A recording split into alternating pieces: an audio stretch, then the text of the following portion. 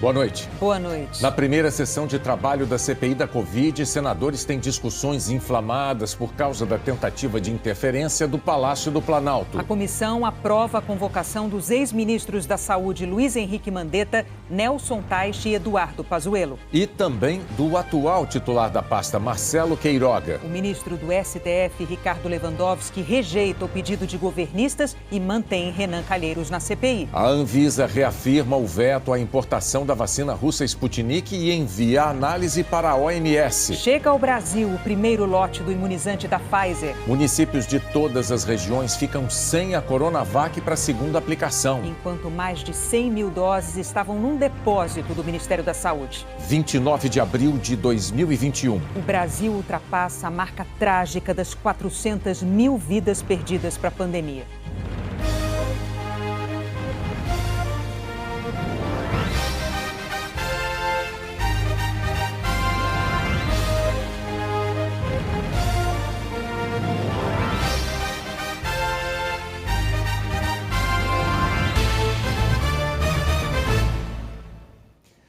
O luto dos brasileiros atingiu mais um marco simbolicamente trágico na pandemia.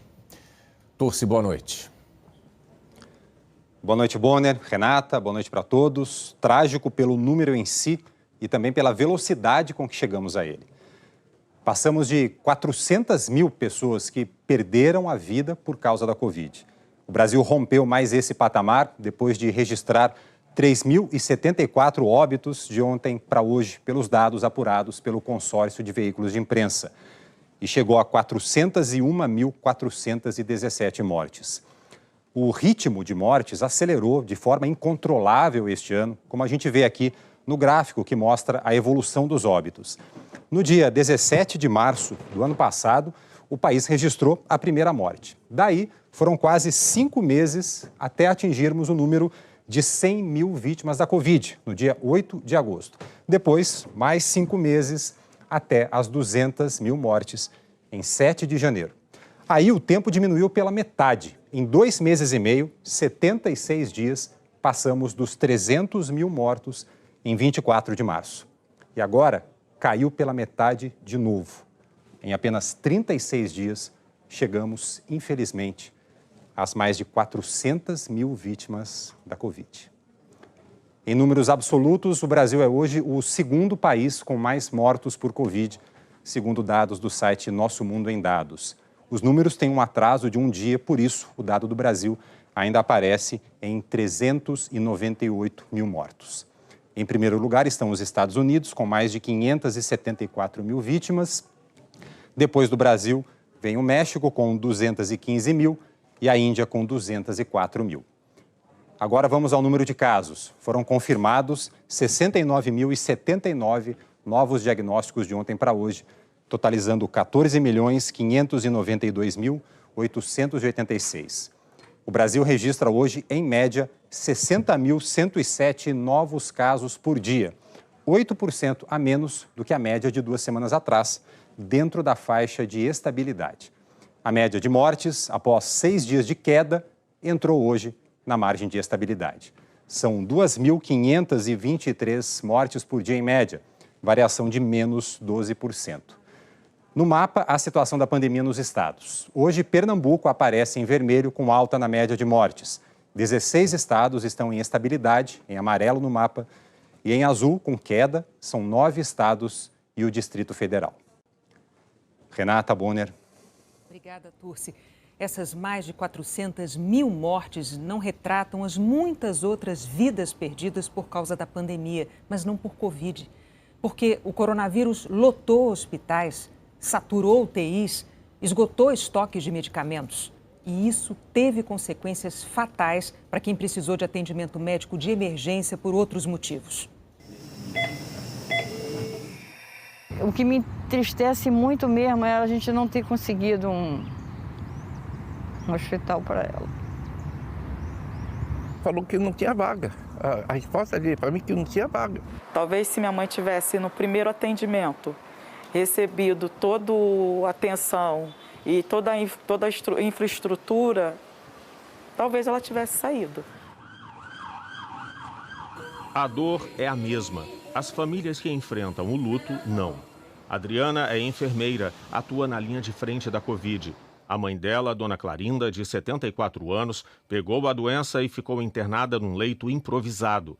Os médicos disseram: sua mãe precisa de uma UTI. Mas a vaga só apareceu 4 dias depois, com uma ordem da Justiça. Tarde demais. O número de pessoas que precisam de atendimento para o Covid e a falta de estrutura é exorbitante, porque, na verdade, o sistema já não absorvia as outras doenças. E agora não estão absorvendo nem as outras doenças e nem a pandemia. É agonizante. Dona Delma enfrentou essa agonia e também não resistiu. A merendeira alegre e otimista, mulher do seu Mário e irmã da Elienir, não teve Covid. Ela sofreu um infarto. Delma ficou internada num posto de saúde por 25 dias. Os médicos avisaram que ela precisava de um hospital com recursos.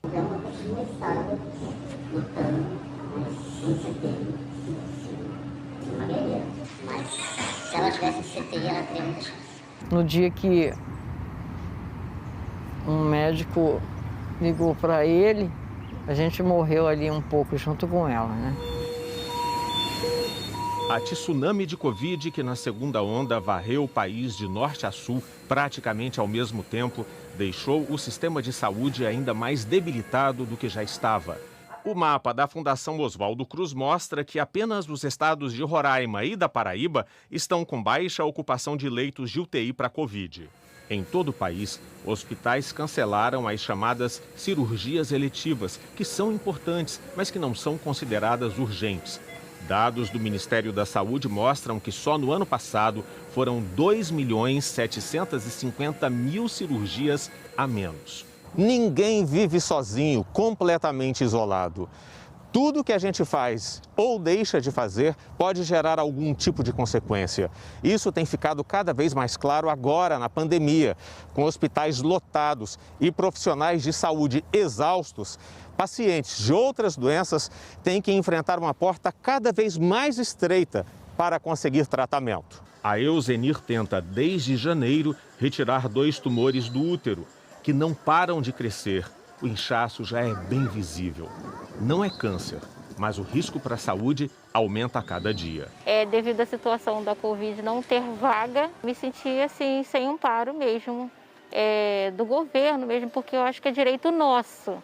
A pesquisadora da Fiocruz, Margarete Portela, participou de um estudo que registrou o aumento de mortes de pacientes sem Covid logo nos 6 primeiros meses da pandemia. No Rio, por exemplo, a mortalidade de pacientes por insuficiência cardíaca depois da pandemia aumentou 4 pontos percentuais. Em Manaus, o índice de mortalidade por fraturas também cresceu.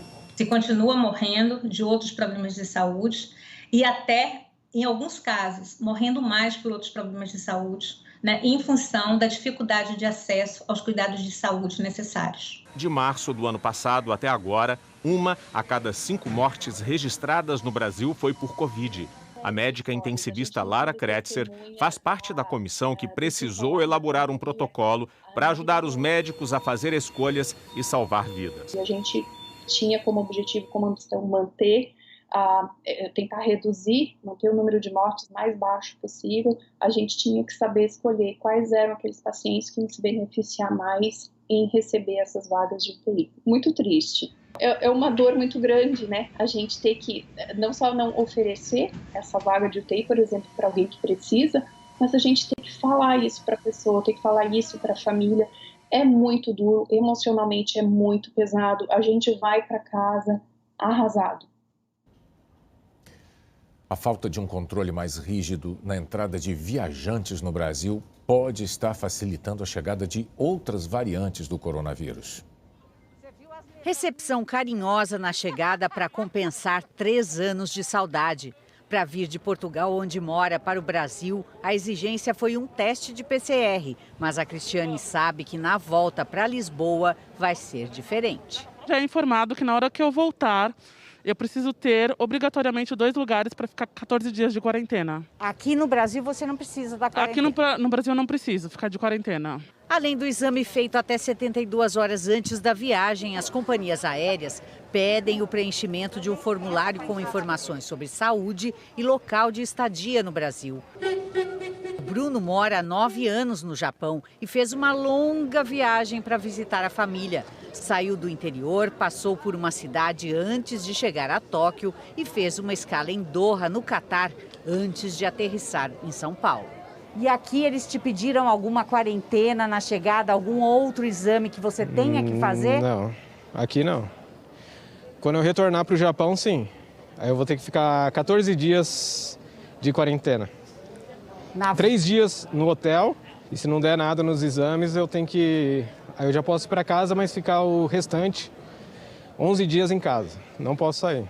E precisa ter celular ou alugar um para ter os movimentos monitorados. Além do Japão e Portugal, a exigência de quarentena é feita também por países como a França e recomendada pela União Europeia para todos os países do bloco.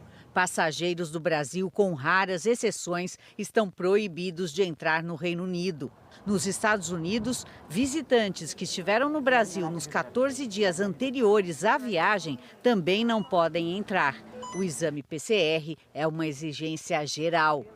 Encontramos a Elisângela, o marido e o filho fazendo o exame no aeroporto. O resultado aqui sai em menos de 4 horas. Duro foi achar um lugar no mundo que não exigisse quarentena como parte das férias. Muitos países pedindo quarentena tanto em casa quanto também em hotel. E são os hotéis que eles mesmos providenciam, mas que a gente paga super alto. Ela desistiu do Paquistão, não quis o México nem o Egito e escolheu ir conhecer a Sérvia. Vários países se tornaram rigorosos e chegam a proibir a entrada de brasileiros e de passageiros vindos de lugares onde a pandemia se agravou. Já o Brasil, ao receber visitantes sem tanto rigor, pode estar abrindo as portas também para novas variantes do coronavírus. Então, existem diversos protocolos sendo utilizados.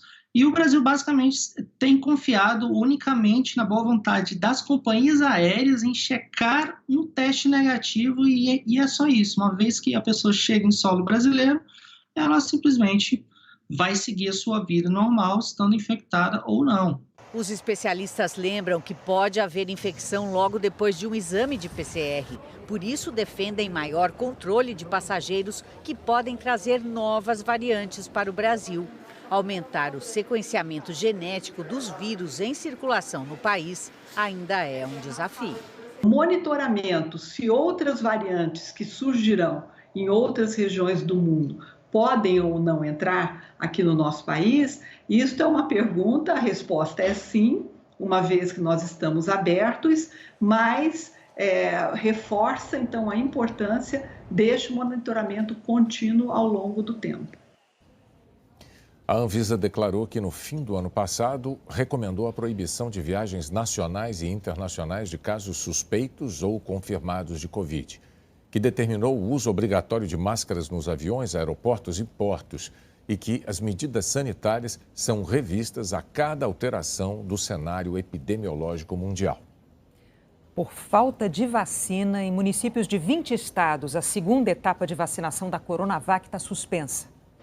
Em Fortaleza, 24 mil idosos deveriam receber a segunda dose da Coronavac hoje, mas só tinha 11 mil doses disponíveis. Por isso, houve aglomeração e gente correndo para garantir o reforço. Teria que ser para toda a população. Isso me entristece, mas espero que isso seja já reposto, um novo estoque, para que todos fiquem imunizados, que essa é a meta. Alagoas suspendeu a aplicação da segunda dose da Coronavac. Problemas também em Mato Grosso do Sul, onde quase 60 mil pessoas estão com reforço atrasado. Com estoque no fim, a aplicação do reforço da Coronavac em Salvador só foi garantida hoje para quem tinha agendado a vacinação. Resultado, aglomeração, idosos debaixo de chuva e protesto. Louca para tomar minha segunda dose da vacina, chega aqui debaixo de chuva e tem que pegar uma pneumonia, certo? Pegar o vírus aqui também, e tem muita gente aqui. Pra quê? Há 2 semanas, Salvador não recebia a Coronavac. Um novo lote chegou hoje com 6.800 doses, que vão ser distribuídas para toda a Bahia. Salvador fica com 1.360. Além disso, vai receber mais 2.000 doses que estavam guardadas pela Secretaria Estadual da Saúde para a segunda dose. Ainda assim, essa quantidade não é suficiente nem para vacinar quem deveria receber o reforço amanhã. O governo federal estava dizendo que prefeitos e governadores não conseguiriam aplicar as doses no ritmo que eles mandavam. E agora a gente está vendo que o problema é de abastecimento das doses da vacina. O Instituto Butantan declarou que tem feito esforços para a importação dos insumos e que até o dia 12 de maio vai entregar mais 4 milhões de doses. Hoje, o Ministério da Saúde começou a distribuir aos estados 5 milhões e 100 mil doses da vacina da AstraZeneca, produzida pela Fiocruz. E um lote de quase 105 mil doses da Coronavac. A vacina do Instituto Butantan, que falta em todas as regiões do país, estava no depósito do Ministério da Saúde em Guarulhos. O lote era parte de uma remessa emergencial de 180 mil doses feita pelo Butantan na semana passada. O Ministério entregou 75 mil doses ao governo da Paraíba, cumprindo uma determinação judicial.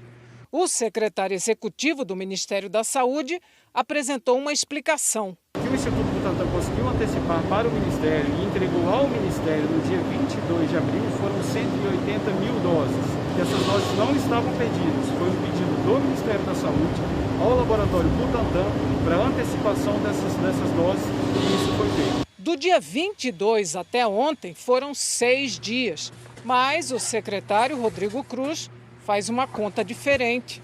Essas doses ficaram 2 dias no centro de distribuição de Guarulhos para se somar à falta da AstraZeneca e enviar um carregamento maior aos estados, porque a gente sabe que 100 mil doses é uma quantidade pequena para a gente distribuir o Brasil inteiro.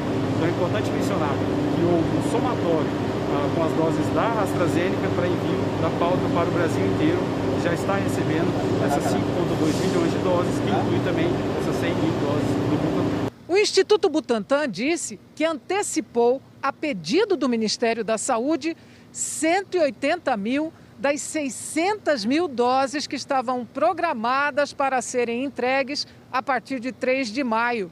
E afirmou que cabe ao Ministério coordenar e planejar a campanha de vacinação em todo o Brasil, incluindo a logística de distribuição de doses. Enquanto isso, faltaram doses da Coronavac e a imunização teve que ser interrompida em vários estados. O sanitarista Adriano Massuda afirma que a demora para distribuir doses que já estavam disponíveis demonstra uma gestão ineficiente do Ministério da Saúde. É muito representativo, né, que um insumo tão importante seja tratado dessa maneira, né, de maneira burocrática, com descaso. Se fosse já não seria tolerável. 100 mil doses são 100 mil brasileiros que poderiam estar conseguindo ter o acesso a algo que os protegeria de uma pandemia que tem matado tanta gente nesse mundo. Chegou agora à noite ao Brasil o primeiro lote da vacina da Pfizer. O voo veio da Europa e fez uma escala nos Estados Unidos. 120 profissionais atuaram no desembarque da carga de 1 milhão de doses em Campinas. Os cuidados com a refrigeração começaram na fábrica da Pfizer, na Bélgica. A vacina da Pfizer requer armazenagem em baixíssimas temperaturas para se manter estável. Ela ficará armazenada a 80 graus negativos. O Ministério da Saúde vai enviar esse lote apenas para as capitais. A distribuição será feita em caixas com bobinas de gelo, onde podem ficar por até 14 dias. Assim que forem para os postos, as vacinas podem ficar numa temperatura maior, mas a aplicação deve ocorrer em até 5 dias. O governo está comprando 183 freezers. Esse é o primeiro lote de um total de 100 milhões de doses que devem ser entregues até o fim do ano. A distribuição começará entre amanhã e sábado. Primeiro vão as 500 mil doses destinadas à primeira etapa da vacinação. Uma semana depois, mais 500 mil para a segunda etapa. O intervalo de aplicação entre as duas doses é de 21 dias. O desembarque da vacina foi acompanhado pelo ministro da Saúde, Marcelo Queiroga, o ministro Carlos Alberto França, das Relações Exteriores, Fábio Faria, das Comunicações e o presidente da Pfizer, Carlos Murilo. No ano passado, a Pfizer chegou a fazer 3 ofertas para vender 70 milhões de doses, que começariam a ser entregues em dezembro. O governo só assinou o acordo com o laboratório em março. Também hoje, a Anvisa voltou a falar dos motivos que levaram a agência a vetar a importação da vacina russa Sputnik. O comunicado de hoje aprofunda a decisão tomada pela Anvisa na segunda-feira, quando a agência negou, por unanimidade, a importação da vacina russa Sputnik, afirmando que ela foge aos padrões de segurança. A Sputnik usa uma tecnologia de vírus vetor, o adenovírus. Esse vírus tem que estar desativado. Mas no caso da Sputnik, a Anvisa afirmou que o adenovírus estava ativado, o que poderia causar infecções. Hoje, o Fundo Russo de Investimento Direto acusou a agência de espalhar informações falsas e imprecisas intencionalmente. A Anvisa reagiu. Mostrou documentos do desenvolvedor da vacina, o Instituto Gamaleya, sobre a presença do adenovírus replicante. E reforçou que, por todos os padrões técnicos, vacinas não podem ter vírus replicantes. A agência também divulgou a gravação de uma reunião, por vídeo, feita no dia 23 de março com os russos. Representantes da agência questionam a presença e os riscos do adenovírus. So what's the justification that you have to proceed with this development for a vaccine that will be generally used and in healthy people?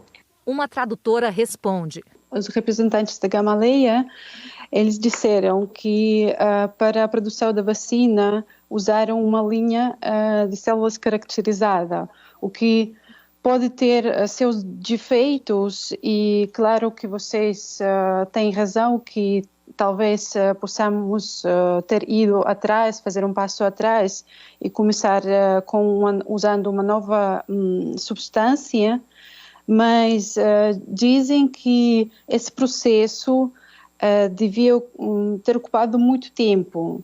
Assim, nós optamos por outra, por a mesma substância que usamos no início.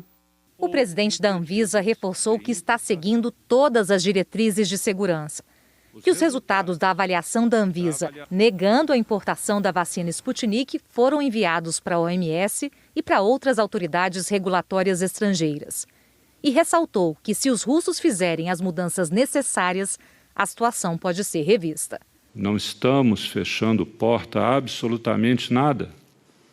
Esses dados apresentados podem ser revistos, corrigidos e reapresentados, mas a decisão do regulador é o retrato do momento. E no momento, naquela segunda-feira passada, não nos foi possível aprovar o que nos deu grande tristeza. A Sputnik é o tema do 4º episódio da série documental A Corrida das Vacinas, que já está disponível no Globoplay. A equipe de Álvaro Pereira Júnior foi até a Rússia. Uma viagem de quase 15 mil quilômetros, em busca de respostas sobre a mais misteriosa vacina contra o coronavírus. O nosso principal objetivo aqui na Rússia, conhecer o Instituto Gamaleya, que é onde foi criada, desenvolvida a vacina Sputnik V. A equipe liderada pelo repórter Álvaro Pereira Júnior teve acesso aos laboratórios e conversou com os cientistas responsáveis por desenvolver a vacina, mas também encontrou restrições. Unfortunately, we have no access to the plant. My apologies, but this is like all we have to show today. I thought maybe at least a warehouse with. O momento mais tenso foi durante uma visita a um dos postos de vacinação. Importante lembrar que essa entrevista foi toda controlada por um sujeito que está aqui atrás com a máscara no queixo, ouvindo o que ela está falando.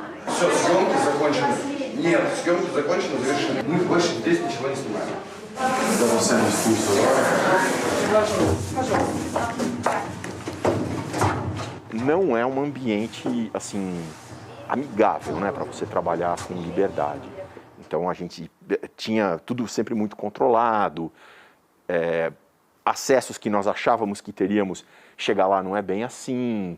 Então foram dias tensos ali na Rússia. Até cientistas russos reclamam da falta de transparência. Loganov called you and said, "Hey Vlasov, I have this new vaccine here. I want to give it to you. Would you take it?" Just show me your data. I'm afraid it's not about science. I'm afraid it's about politics, about business. A Rússia liberou a vacinação sem que a fase 3 nem tivesse começado e com a fase 1 e 2 envolvendo só 76 pessoas. Isso é inédito, isso nunca tinha acontecido.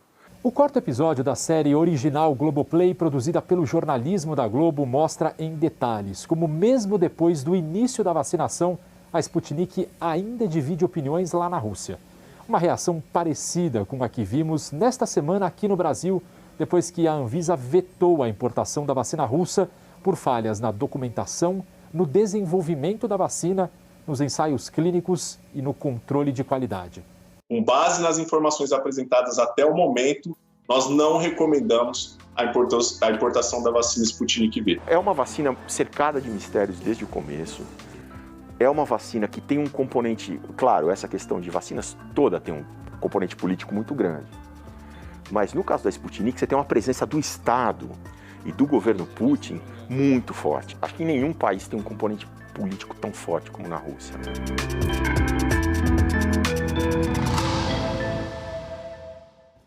Trabalho jornalístico, mais um no Globoplay. Agora o Fábio Turci mostra o ritmo da vacinação no Brasil, Fábio. Bonner, a partir de hoje nós vamos informar o número de vacinados nas últimas 24 horas, tanto com a primeira dose quanto com a segunda dose. 467.300 pessoas tomaram a primeira dose nas últimas 24 horas e outras 510.484 receberam a segunda dose. No total, foram aplicadas 977.784 doses de vacina de ontem para hoje. Quase 1 milhão de vacinados em 24 horas, mas ainda assim, por causa da falta de doses, estamos abaixo da nossa capacidade de vacinar. O total de vacinados com a primeira dose no país chegou a 31.208.111, é o equivalente a 14,74% da população. 15.132.178 pessoas também receberam a segunda dose, ou 7,15% da população. Hoje, 24 estados e o Distrito Federal atualizaram dados da vacinação. Aqui você vê em azul mais escuro os com maior percentual da população vacinada com a primeira dose. Os 5 que mais aplicaram até agora são Rio Grande do Sul, Mato Grosso do Sul, Espírito Santo, São Paulo e Paraíba. Em g1.com.br/coronavírus você encontra os dados do seu estado e outras informações sobre a vacinação. Bonner, Renata. Obrigado, Fábio. A seguir, debates em alta tensão na primeira sessão de trabalho da CPI da Covid. A comissão aprova a convocação de 3 ex-ministros da Saúde e do atual, Marcelo Queiroga.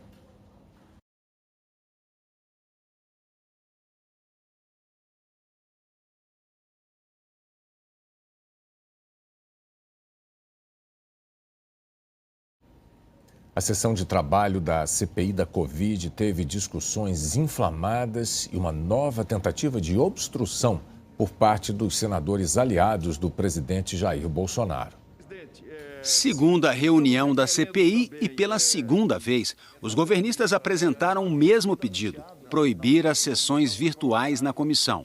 Por causa da pandemia, uma parte dos senadores acompanha os trabalhos por videoconferência. Se se quer que a CPI exista para cumprir a sua missão constitucional, que ela funcione presencialmente, ou estaremos cometendo uma fraude com o povo brasileiro. O presidente da CPI, Omar Aziz, do PSD, já havia determinado que parte dos trabalhos poderá ser virtual. Hoje, depois de mais de 1 hora de debate, ele voltou a negar o pedido dos governistas. O relator da CPI, Renan Calheiros, do MDB, acusou os senadores ligados ao Palácio do Planalto de tentar atrasar os trabalhos e criticou a interferência do governo no trabalho da comissão. Eu já conheci, e estou aqui há muitos anos no Congresso, muitas tropas de choque. mas essa é a primeira que recorre ao Supremo Tribunal Federal, numa questão já decidida, e é a primeira que recebe, por meio eletrônico, requerimentos feitos do governo para registrar aqui. Nós não temos como continuar dessa forma, atrasando.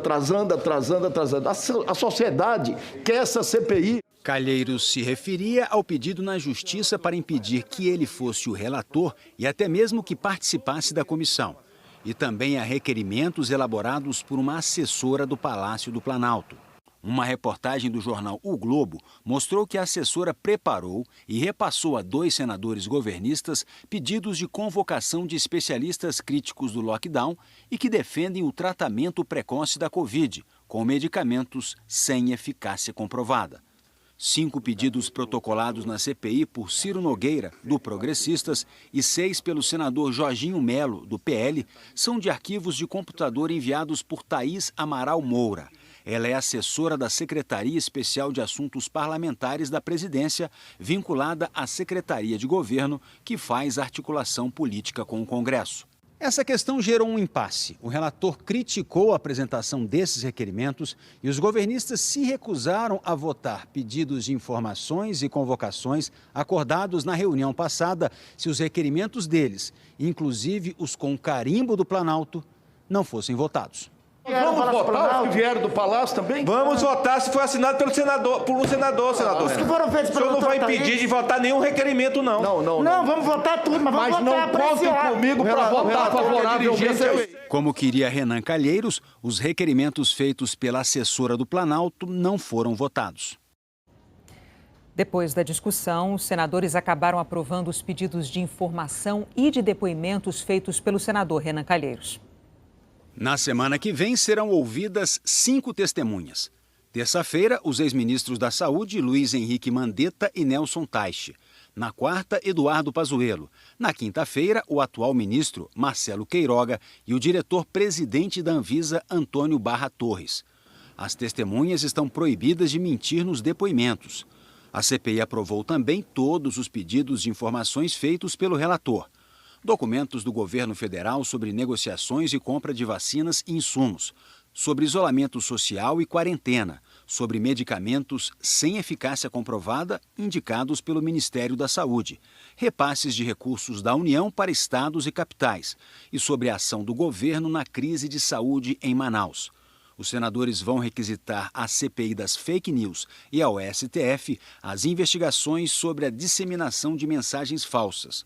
Por acordo, foram aprovados ainda os requerimentos feitos por outros senadores, incluindo os governistas. A grande maioria é para órgãos federais, 40 para o Ministério da Saúde, 18 para órgãos estaduais ou municipais, 12 para empresas e pesquisadores, 18 pedem dados de investigações policiais, do Ministério Público ou de tribunais de contas envolvendo estados e municípios, e 11 informações sobre repasses de recursos federais.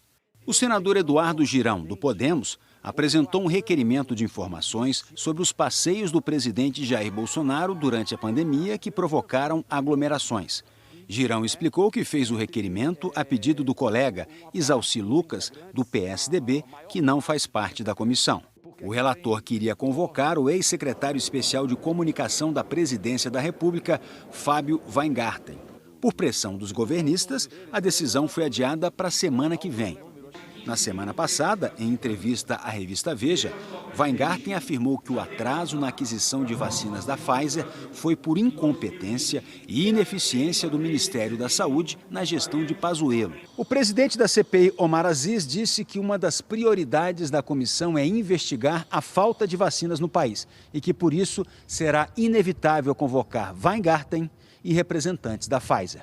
Nós queremos saber por que a gente não comprou 70 milhões de vacina. Esse é o objetivo. Um dos objetivos é a falta de vacina. Que, inclusive, em Manaus, que teve a pandemia toda, está faltando vacina hoje. Não tem vacina hoje.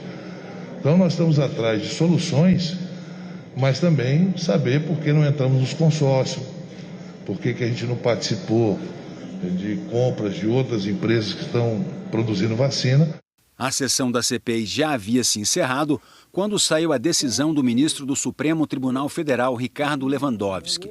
Em mais uma derrota para os senadores governistas, o ministro negou o pedido para excluir da CPI Renan Calheiros e Jader Barbalho, suplente na comissão. Os dois são pais de governadores. Um dos alvos das investigações será a transferência de verbas federais aos estados. Na decisão, Lewandowski entendeu que não cabe interferência do judiciário num assunto de decisão restrita do Senado. E agora à noite, numa entrevista coletiva ao lado do senador Randolfo Rodrigues da Rede, Renan Calheiros falou sobre o plano de trabalho da CPI. Só deve ter preocupação os aliados do vírus. Quem não foi aliado do vírus não deve ter nenhuma preocupação. O ministro do STF, Alexandre de Moraes, determinou hoje que o Tribunal Superior Eleitoral informe, dentro do inquérito das fake news, quais candidatos e partidos usaram serviços de 6 empresas investigadas por disparos de mensagens em massa nas eleições de 2018. E que o TSE compartilhe com o Supremo as provas que forem reunidas nas ações que pedem a cassação da chapa Bolsonaro-Mourão por causa desses disparos. Alexandre de Moraes pede ainda que o Tribunal de Contas da União aponte se há repasses de órgãos públicos para as empresas que apareceram na CPI das fake news como ligadas a bolsonaristas. Por fim, o ministro manda a Polícia Federal tomar depoimentos de pessoas ligadas a essas empresas. A seguir, no primeiro discurso ao Congresso, o presidente americano Joe Biden defende a democracia, detalha planos de investimentos e celebra a vacinação.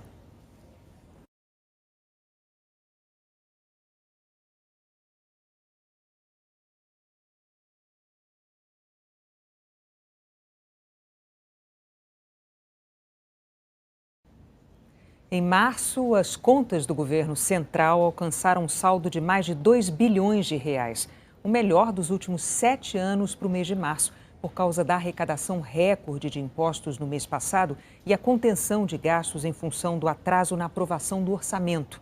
No primeiro trimestre, o superávit é de quase 24 bilhões e meio de reais. Nos Estados Unidos, nesse mesmo período, a economia cresceu 1,6%. Um percentual desses, mantido por um ano inteiro, resultaria num crescimento do PIB de 6,4%. O consumo dos americanos aumentou com o auxílio emergencial concedido pelo governo. E o avanço da vacinação acelerou a reabertura do comércio. Ontem à noite, o presidente dos Estados Unidos fez o primeiro discurso ao Congresso para marcar os 100 primeiros dias de governo. O presidente Joe Biden começou o discurso anual ao Congresso exaltando a cena histórica atrás dele. Pela primeira vez, 2 mulheres ocupavam o púlpito. A presidente da Câmara, Nancy Pelosi, e a vice-presidente Kamala Harris, que acumula também o cargo de presidente do Senado. Já era a hora, disse. Diante de um plenário esvaziado por causa das restrições para combater a Covid, o presidente disse que herdou a pior pandemia em um século, a pior crise econômica desde a Grande Depressão, o pior ataque à democracia desde a Guerra Civil. Mas que em apenas 100 dias de governo, o país está progredindo novamente. America is on the move again. Ele comemorou o sucesso da vacinação e foi aplaudido até por parlamentares do partido de oposição quando disse que a vacina está disponível para todos com mais de 16 anos e pediu que todos se vacinem imediatamente.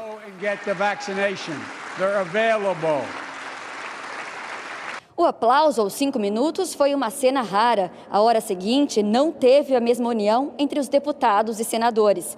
Os republicanos fecharam a cara durante quase todo o resto do discurso, considerado o mais progressista de um presidente na história recente do país. Biden usou a maior parte do tempo para detalhar seus 2 planos de investimentos públicos trilionários em infraestrutura, com foco no combate às mudanças climáticas e nos serviços sociais do país, como não acontece desde a década de 1960. Ele resumiu assim o efeito prático dessas propostas: empregos, empregos, empregos. Jobs. Jobs. Jobs.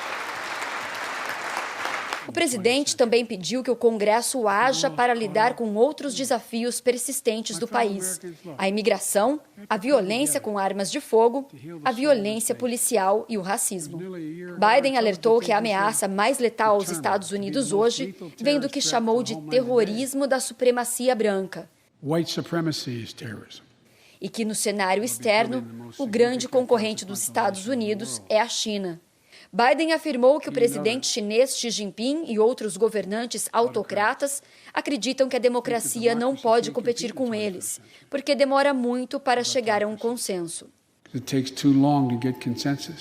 Eles olham para as imagens da multidão que invadiu este prédio como prova de que o sol está se pondo sobre a democracia americana. Temos que provar que eles estão errados, provar que a nossa democracia ainda funciona. We have to prove democracy still works, that our government still works and we can deliver for our people. O principal opositor do governo russo, Alexei Navalny, apareceu em público pela primeira vez depois da greve de fome de 3 semanas na prisão. Durante uma audiência virtual de apelação, Navalny disse que as acusações contra ele têm motivação política e que o presidente Vladimir Putin quer transformar os russos em escravos. A defesa de Navalny diz que ele perdeu 22 quilos. A Polícia Federal está investigando a movimentação de 20 bilhões de reais em criptomoedas para lavar dinheiro do tráfico de drogas. O esquema, que envolvia 32 empresas de fachada, funcionava desde 2018. A sede de algumas delas ficava em quartos de hotéis.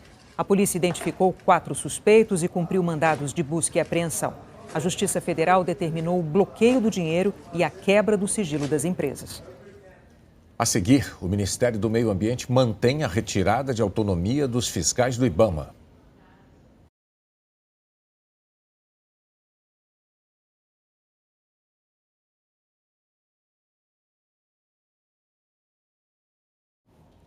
O Ministério do Meio Ambiente revisou a norma para a aplicação de multas, mas os fiscais afirmam que o trabalho deles continua prejudicado.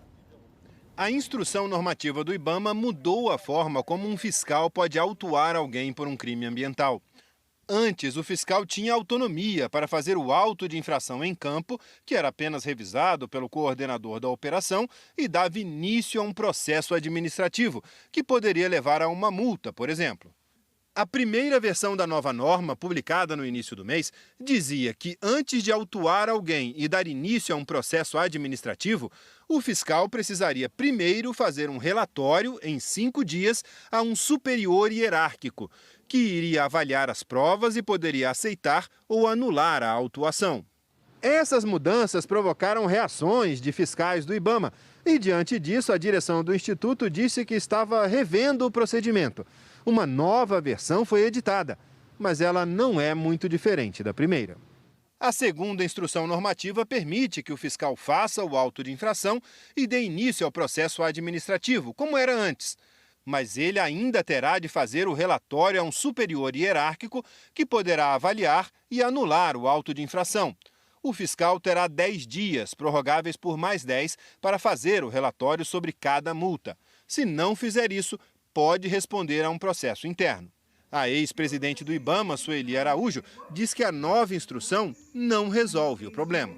Não tem sentido você burocratizar um processo que era automático a partir da lavratura dos autos. Então, assim, ela mudou pouca coisa e não chega a corrigir o problema do superior hierárquico interferir no auto que foi lavrado. A Associação de Servidores disse que a nova norma continua tirando a autonomia dos fiscais em campo.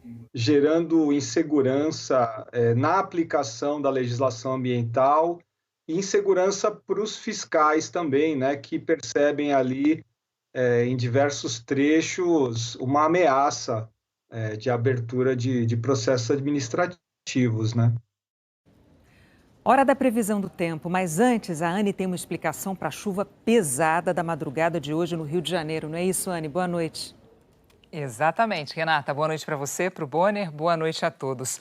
O relevo do Rio de Janeiro às vezes engana os meteorologistas. Esse aqui, ó, é o maciço da Tijuca, uma montanha bem alta. Aqui na frente tem a Zona Sul, com bairros bem conhecidos como Copacabana, Ipanema, Leblon. Aqui está a Lagoa Rodrigo de Freitas. A umidade que vem do mar bate nesta montanha e não consegue passar para o outro lado.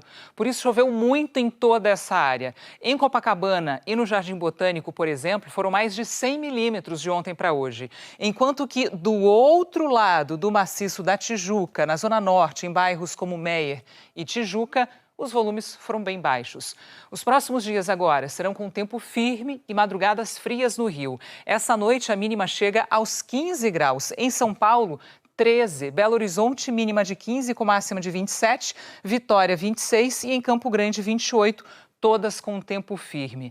O vento e a umidade que provocaram chuva no Rio, amanhã vão levar chuva para o litoral da Bahia, Sergipe e também Alagoas. No norte a chuva continua, mas já dá para perceber que os temporais severos já ficam mais recuados, perdendo espaço.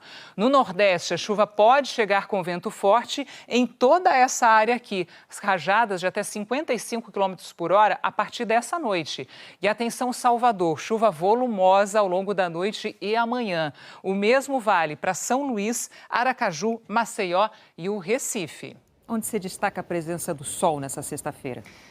Olha, Renata, o sol está ganhando espaço cada vez maior no nosso mapa. Em toda a região sul, quase todo o sudeste, parte grande aqui da Bahia, até o interior de Pernambuco e do Piauí, parte do centro-oeste até o Acre, onde mesmo com sol, a temperatura não sobe tanto. Na capital, Rio Branco, máxima de 29 graus. Em Cuiabá, 32. Curitiba, mínima de 10 e máxima de 18. Florianópolis, 24. Em Porto Alegre, mínima de 13 e máxima de 27 graus. Na Serra Catarinense, continua o aviso de geada. Essa semana as temperaturas ficaram abaixo de 0 grau quase todos os dias. Só na segunda ficou positiva. Na quarta chegou a menos 5,4 graus e amanhã a previsão de 0 grau. Então, com essa geada novamente, Renata.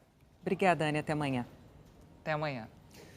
A imprensa internacional afirma que dezenas de pessoas morreram num festival superlotado de judeus ultra-ortodoxos numa montanha no norte de Israel.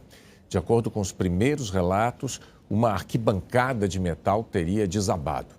Estima-se que 100 mil pessoas estivessem no local. A imprensa israelense chega a falar em 38 vítimas, de acordo com socorristas, e outras dezenas de feridos, alguns em estado grave. Serviços de resgate e helicópteros estão no local.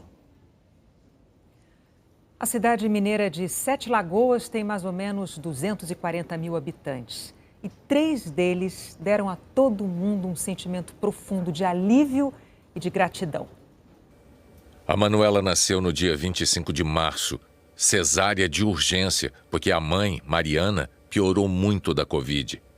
O pai, Fernando, estava entubado na UTI havia 4 dias, também Covid.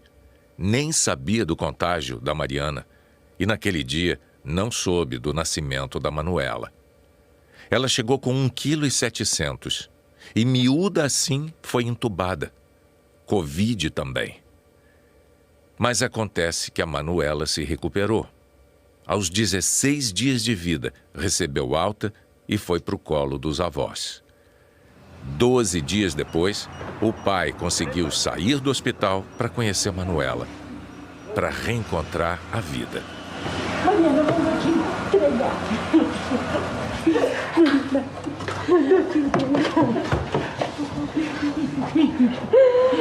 Sua Mariana, você é linda. Fica tranquilo, meu filho.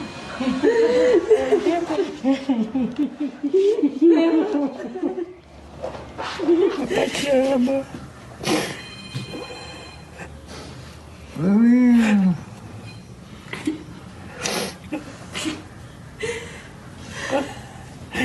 Olha o narizinho. Olha o cabelinho. Abençoa ela. Ô, filha. Daqui a pouco mamãe tá aqui também. E ontem foi a vez de Mariana receber os aplausos da vitória.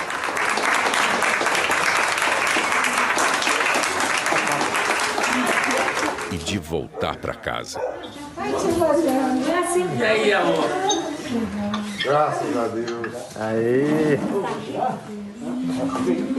Nossa, princesa. Princesinha. Não acredita, mamãe. Pode sentar. Aí.